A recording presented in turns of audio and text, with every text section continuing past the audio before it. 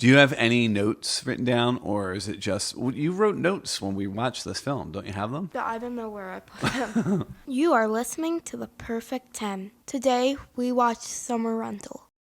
My name is Kevin Reagan, and in 1985, I was 10 years old. My name is Kit Reagan, and I am 10 years old. Let's talk lobster. Yeah, lobster!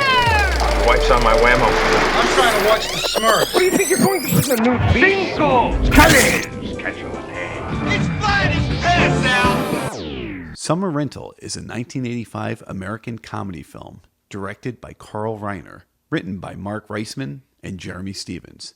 It stars John Candy and Richard Crenna, with supporting roles by Rip Torn, Karen Austin, Kerri Green, John Larroquette, and Joey Lawrence. Summer Rental tells the story of an overworked air traffic controller who is put on a 5 weeks paid leave and takes his family to the fictional resort town of Citrus Cove, Florida, as he experiences hilarious mishaps and contends with an arrogant sailing champion. An original music score was composed for the film by Alan Silvestri. It was released on August 9th, 1985 by Paramount Pictures. The film was met with negative reviews. He's saying we'll make our own luck, you dumb sweet. Kit, I have a question for you. Yeah? I was wrong when we watched the movie because I said they rented this place for the entire summer. Do you know how many weeks are in the summer? So there's 52 weeks in a year. Correct. 4 seasons. Right. So 52 divided by 4. So if I did this, that would be 13. That's right. Very good. So there's technically 93.6 days in the summer when you do the math that way. It's 5 weeks. You think he goes for 5? Yeah, because that's what I just read. Oh, you did. I have 4 written down. Oh, on a 5 weeks paid leave. You're right. Okay, so as Kit said, it does say a 5 weeks paid leave, and that's the description they do for IMDb. So, or Wikipedia, I forget which one. So maybe it is... Wikipedia sucks. Why do you say that? Our teacher at school says people are able to post things on it, and a bunch of people can post things that aren't true. And there was a story. That's true, but I don't think your teacher would say it sucks. She said that her friend, actually his 2 kids, wrote fake stuff on Wikipedia, which he got fired from his job from it. Whoa. Yeah, so I mean, Wikipedia is crowdsourced, so that means anybody can... It kind of stinks, though. Well, it can be inaccurate, but if you use that as your only source, clearly, if we say these 5 weeks, we may be wrong. So I had originally told you when we were watching the movie that they were on vacation for the whole summer, and that's not true. I thought you'd like to know that. Yeah, I know. You already said that. Yeah, okay. Bon appetit. Can I say the list What list? on my iPad? What's the list? What's it say? Character list. Ah, your characters. Yeah, go ahead. Number 1, Jack Chester. Okay, so let's talk as opposed to just ripping off names. So who plays Jack Chester? John Candy. John Candy. So he's the lead of the film. I'm Joe Public. Welcome to my beach. This is John Candy's first starring role where he is the lead star. He had been in other films, obviously. He had already done Splash. This summer, he would have 2 more movies come out. Volunteer with Tom Hanks from Splash and Bruce's Millions with Richard Pryor. Awesome movies, but he was not the lead in those movies. So this is his first starring film. Who else? Sandy Chester. What's the name of the actor? Do you know? Karen Austin. So Karen Austin, I was reading, and this is very interesting. She was 29 years old when she made this movie, okay? Who's the next person on your list? Al Pellet. Oh, okay. That's a pretty weird name, like an owl pellet. Oh, yeah, like Al. A-L Pellet? Is that his name? Yeah, which could be O-W-L pellet, which is basically owl's throw up, where you have to dig through a bunch of bones. And Very hair. scientific. Gross. What list are you even looking at, dude? Summer Rental, PG 1985, comedy and venture. Yeah, hold on. Al Pellet. Oh, that's the character. Again, that's the character's name. What's the name underneath?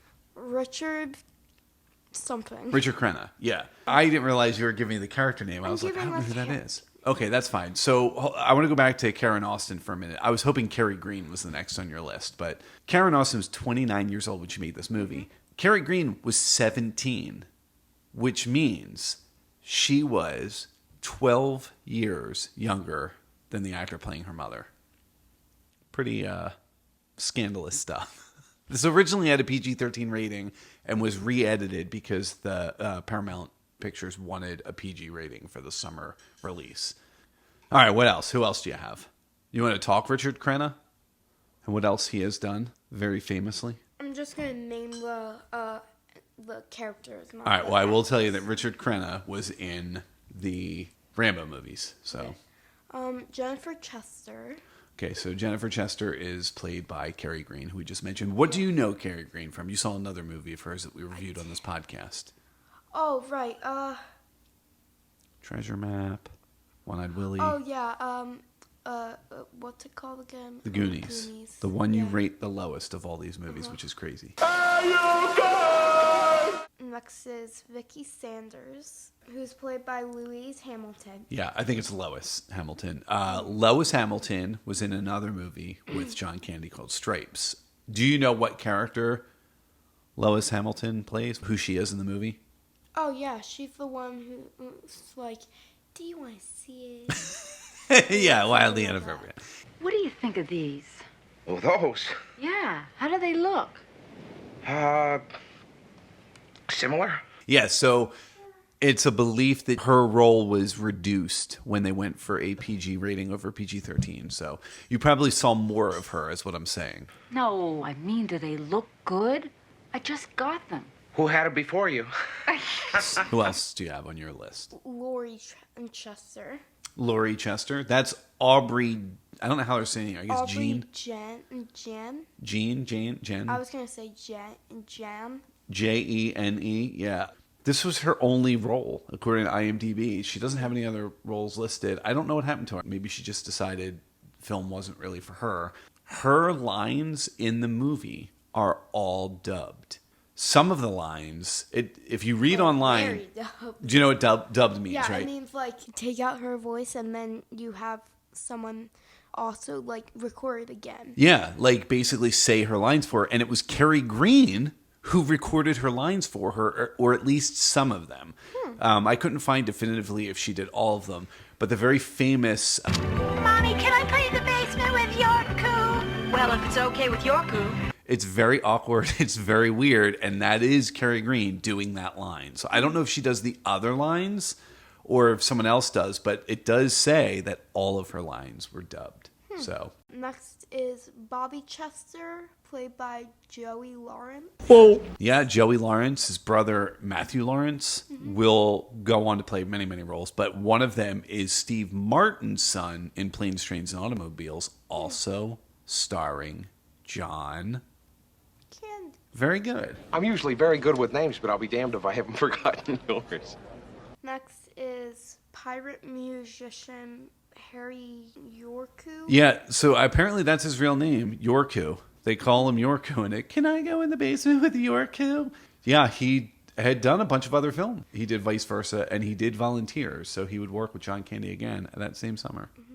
Dan Gardner, played by Dick Anthony, I think. Yeah, Dick Anthony Williams. Yeah. Yeah, I see him on there too. Okay, keep going. Don Moore, played by John Larroquette.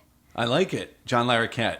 So John Larroquette was on a show called Night Court, and in the first season, so was Karen Austin, who plays Sandy Chester.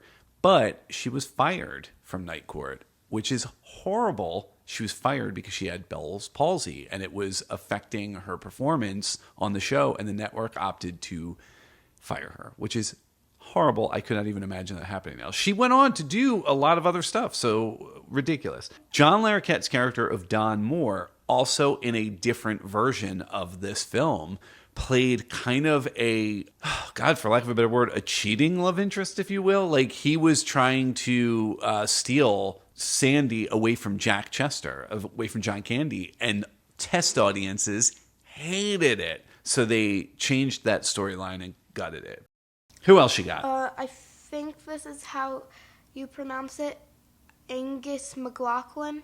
Yeah, so Angus McLaughlin, played by Richard Hurd, okay? Yeah. Richard Hurd has done a bunch of stuff. He is, they call him a Swede, even though he's Scottish in the film. Fiona Tampa, you dumb Swede. Yeah, a dumb Swede, a dumb Scot. Same thing. He's been in a ton of movies, and a ton of really good movies. Stuff like All the President's Men and The China Syndrome.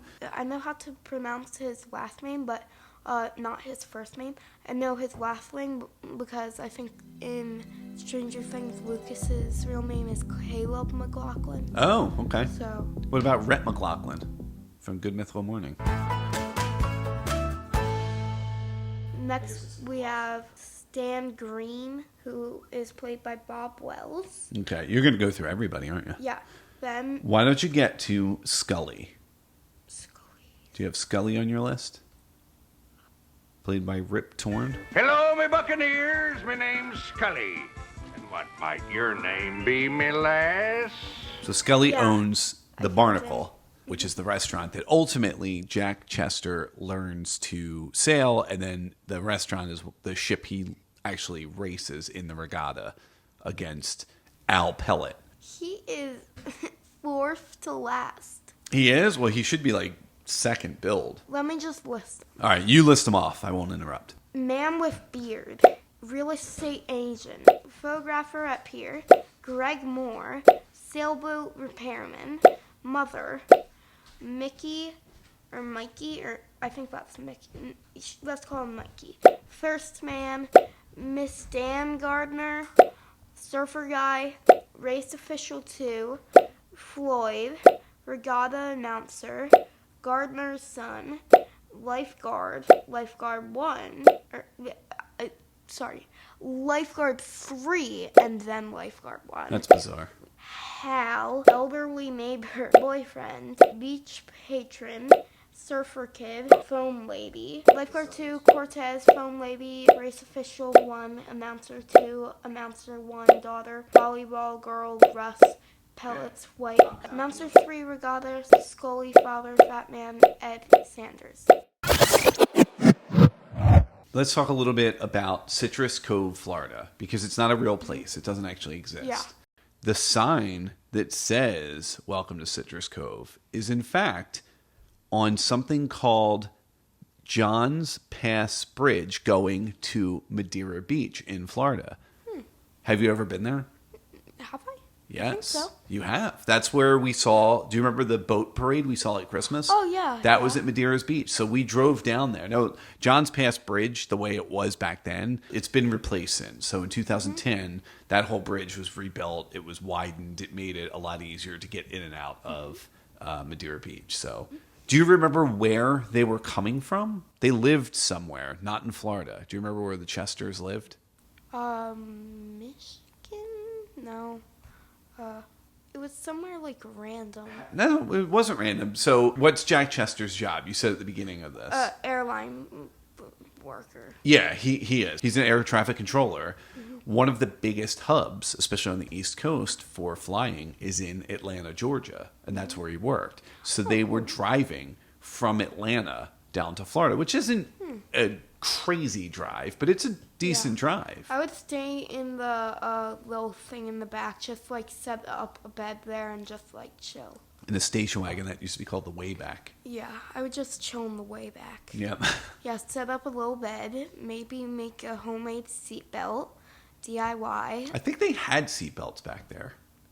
I think. I would definitely sit there. Okay. With the dog, with the family dog. Yeah. Do you have the dog And the listed? Is the dog listed in there? No. So the dog's name was Jimmy. not Jimmy. The dog's name was Archie. Archie. Remember? Yes, Archie, I you do. traitor. The actor played Archie, or the dog's actual name was Bear. So like Dr. Mike's dog, Bear. Yeah. Archie is a St. Bernard Yeah. Golden Retriever Except mix. Archie didn't look like a bear.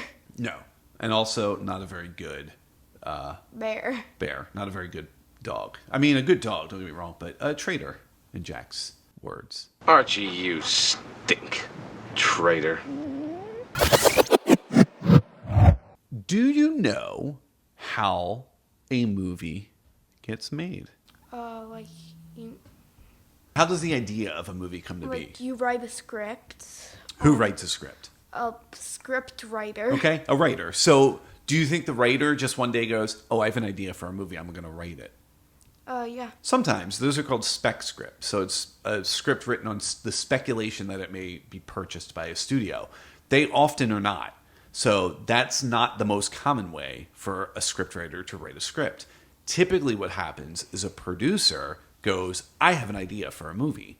And then they go out and they hire a scriptwriter. So the idea oftentimes does not come from the scriptwriter. The smaller idea is in it. So like this idea of the movie did not come from the scriptwriter. But like maybe the scene in which Jack Chester goes into the restaurant and fights with the guy, with Al Pellet, over the lobsters, right? Al orders the last of the lobsters and Jack's like, those are my lobsters. Oh, I see. This is your table. And these are your lobsters. You got it. I suppose this is your wife? So a producer, a very famous producer named Bernie Brillstein, came up with the idea based on his own summer vacation where everything seemed to go wrong, including one night he came home to his house and it was filled with other people that he didn't know. And he was like, what the hell is going on? And he went into his bedroom. He kicked people out. He went into his bedroom and there was a guy in his bed asleep wearing a wet bathing suit and covered in sand. That guy happened to be one of his clients named John Belushi, who is an actor that will inevitably watch other movies that John Belushi has been involved in. He was not involved in this film. Get the hell out of here now. You get out of here, fella. I'm trying to watch the Smurfs. Yeah? Yeah. You trying to watch the Smurfs? Yeah. Did you see the one where Papa Smurf took a crutch and smashed the out of a guy with a red hat? Did you see that one? You want to see that one? But that's very common. A producer says, this is an idea I want to do for a movie, and they get a screenwriter, and the screenwriter writes that idea. Then a director is brought in. This film, the director's name is Carl Reiner. He's a very, very well-known director. His very next movie after Summer Rental would be another movie about the summer called Summer Cruise? Ooh, that would be good. I've never heard of a summer cruise. Let's write that. That'll be a spec script, but I like it. What would Summer Cruise be about? Give me a quick elevator pitch. Maybe like a cruise in the summer. Like in the summer, you go on a cruise. Okay. Something happens with the cruise. Okay. What's the thing that happens? That's called the inciting incident. So what is the inciting incident that happens?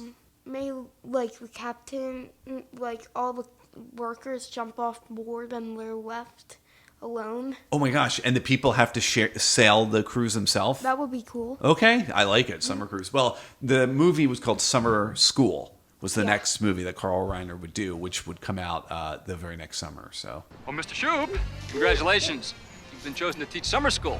Ah, shoot. If only I'd known sooner. We're going to Hawaii. You'll be teaching remedial English. Remedial English? Look, I ain't no English teacher. See? Double negative. That's all right. These aren't real students. They're unmotivated, irresponsible, not too bright. They'll relate to you. what are some things that you can do at the beach when it's raining? Swim in the rain. Okay, you could do that, but what if there's lightning too? Don't swim in the rain. Good call. Yeah. Well, if I'm at the beach and it's raining, I would probably like just stand on a balcony or something, or like just be inside. So you get up one morning and you hear the weather forecast. It's going to rain all day. Oh, that stinks. It does stink, but it's one day. So especially if you're there for 4 to 5 weeks, depending on which, account you read. So you say, okay, I'm going to do something for the day while it rains. It's probably an indoor activity. Maybe you do a puzzle. We've done that. Mm-hmm. You, me, and Mommy did that once at the beach. One of the more popular things to do when it would rain at the beach would go see a movie. Yeah. So in Summer Rental, it rains and they go to see a movie, but Jack stays home, if you remember. That's when he's watching golf. Mm-hmm. He's hurt his leg. He doesn't want to do anything. He's feeling pretty low. So his wife and his 2 daughters, his son, go out to the movies to see a movie. And that's where they first meet this guy and his son, which again is a totally different storyline than what I guess it ultimately becomes. But while they're at the movie theater, we see posters for movies like Airplane from 1980, Dragon Slayer from 1981, Uncommon Valor from 1983, Footloose from 1984, Top Secret from 1984, and Friday the 13th Part 5 from 1985. All of those movies have something in common with this Paramount Picture movie called Summer Rental. What do those movies have in common? They're all at the same timeline. Well, they're not. I mean, it's 1981, 83, 84, 85. Yeah, but they're all in the 80s. That's kind of still time. Well, kind of. But there's something else that all of these movies have in common with Paramount Pictures' Summer Rental. Who do you think produced all those films? The guy that produced... Paramount Pictures produced all of them. Okay. Yeah. So they are all Paramount films. We hear the Footloose theme song, Kenny Loggins' theme song, at one point over Kerri Green's Walkman. It's just a little advertising for Paramount. Did you have a particular scene that you liked from this movie? It's kind of weird, but it made me laugh. I think this is what happened, where the woman went to the sailor man, the woman who kept showing her Go ahead. You body can say. parts. Okay. Then when she showed him, I think his eyes lit up. Yeah. Do you remember what the joke was? I mean, it's a little adult, but do you remember what the joke was? Why she kept showing them off? Yeah, because she was insecure about them. Well, just wanted to show them all. She had her breasts augmented, enlarged. Yeah. And her husband, Ed, either could have gotten new power tools or Vicky could get this, and they opted to go for this. So she just wanted to show them off to everyone because she was proud of them. So she showed John Candy, or Jack Chester, rather. He's an air traffic controller, uses his eyes a lot. She shows a pirate because he's a man of the world, she says. And then at the end of the movie, she shows the regatta judge because he's a judge and she values his opinion. This might not interest you now, but perhaps later it will, because I know you like horror stuff. And we're not watching this yet. But at the beginning of the movie, when Jack Chester is driving to work in downtown Atlanta, he is on the same road that is famously the artwork for the first season of the show The Walking Dead. I thought you'd like that. Walking Dead is about? The dead walking. Zombies, yeah. A few years after this movie, there will be a oddly similar movie that also sees John Candy playing a character who takes his family on a vacation of sorts. But as opposed to being at the beach, they're in the great outdoors in a movie called The Great Outdoors. Came out in 1988. In that movie, he plays a character named Chet Ripley. This character also has a bunch of mishaps during a family vacation. And in one scene, his brother-in-law, played by Dan Aykroyd, calls him Chester. His name is Chet Ripley, so it's possible his name is Chester Ripley. But in that film, he gets very upset. You jealous? Chester? Don't call me Chester. You call me that one more time, you're gonna go home with a dent in your forehead. So he punches him in the head, I think, if I'm not mistaken. This film features a very 80s scenario called a montage. Yeah, I know what a montage is. Yeah. This was very popular in the 80s, though, especially when people were building something. Because we're not obviously going to show all of it rather than cut to the end of it. Yeah. It's usually, especially in the 80s, it's usually played to a song. There's usually a song playing. Could be a very popular song. Yeah, very much. Do. It's very 80s. This film, it's a song called Turning Around by Jimmy Buffett. And Jimmy Buffett's a pretty renowned recording artist. And this was the only legitimate release of that song. So as they're fixing up the barnacle to make it sailable in the regatta, what ends up happening is they're painting, they're fixing it up, and Jimmy Buffett's Turning Around plays. It also plays at the end of the movie. Jack is not the bad guy, obviously. He's a good guy. He gets a little upset with Al Pellet, and then when Al Pellet inherits the property, Jack Chester realizes essentially he's a beat man, and he gives him the check for the second half of the rent the last 2 weeks of. He pays $2,000 and it's $1,000 check. That's why it seems like it's 4 weeks because it's the last 2 weeks. But it's like a math problem you can do for summer rental. But Richard Crenna's character, Al Pellet, rips up the check and says, I want you out. And that is what forces Jack to have to challenge him and race in the regatta. When the Barnacle, which is a restaurant, Yeah. pretty much has run its course and isn't going any faster, and Scully essentially says, this is all she's got. You did as good as you can. What are they able to do? What do they find in the Barnacle that is weighting them down? Oh, the fridge. Yeah, the freezer with all of the Scully's catch of the days in it, right? Mm-hmm. Which is like basically Mrs. Paul's fish sticks. So what is the big hang-up to the Barnacle sailboat? What part of the sailboat are they missing up until the very last second of the race? We don't have a sail. They don't have a sail. That's right. So they have to send Angus McLaughlin out to find a sail. And he drives all the way up to Georgia to get the sail. So Whoa. back up to basically where the Chesters live. Yeah. Do they make it in time? Yes. Yes. In fact, we win. They do. They win the regatta, beating Al Pellet's very championed ship, the Incisor. He has won the past 7 years in a row, and this is Jack's way of getting back at him. So ultimately, they pollute the ocean and win the race. Yeah. So, sorry, environment, but hey, good work, Chesters. Barnacle, captained by Jack Chester, is the winner!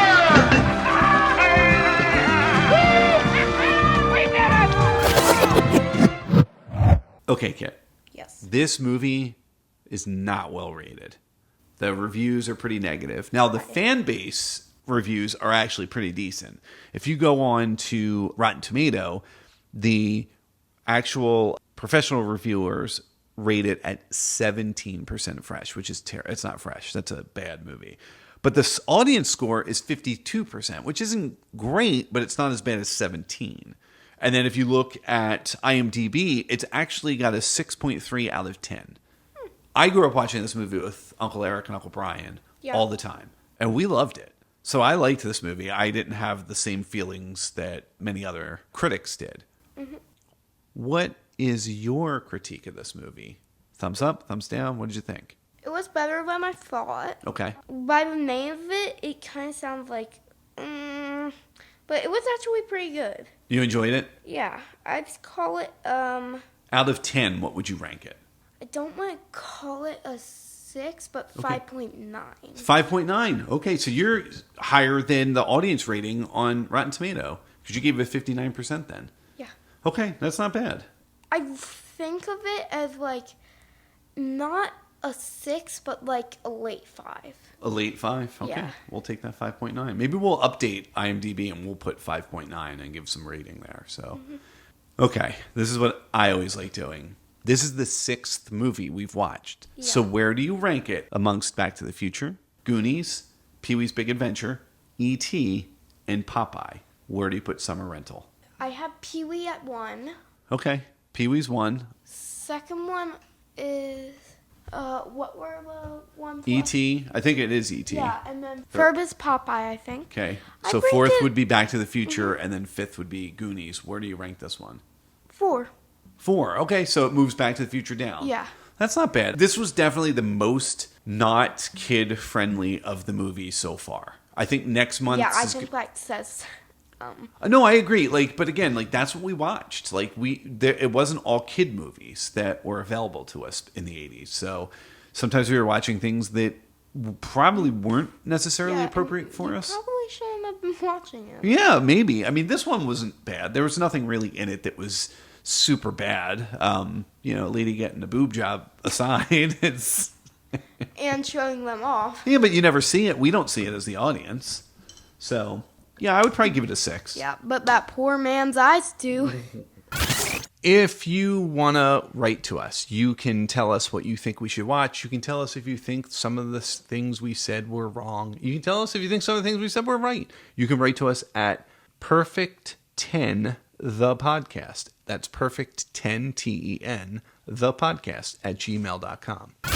You can follow us on Facebook and Instagram, The Perfect 10 Podcast. That's 10, 1, 0. The Perfect 10 Podcast. Kit, last time we did this, we did our watch, read, play, listen. What are you watching, reading, listening to, or playing right now? I know I already said this, but Stranger Things. Oh my God, you can't get away from it. No, like, I'm watching Stranger Things again because my cousin finally agreed to watch Stranger Things. So I just watched the first episode with her last weekend. You saw the Garfield movie this past weekend? Oh, yeah. And you saw If a couple weekends ago. Mm-hmm. What did you think of If? It was really good. I loved it. I thought If was so good. Same with Garfield. I didn't see Garfield with you guys. It was so good, though. My read is Wacky Stories from Wayside School. That's right. By Louis Sechner. Is that how you say it? Satcher. Oh, you got it. There are different stories in there, right? Yeah. Do you have a favorite character? I know my friend Soraya's favorite character is Sammy, the kid who is coming. He has a lot of rain jackets on him. He's like a rat. Oh, he hasn't shown up yet in where you're at? No. Okay. Like, I've read the book before. I'm reading I it a second time. Also, I'm like 2 chapters away from the end. Okay. My favorite is probably Marissa, Kathy, Lewis, Phoebe, and Sherry. So everybody. No.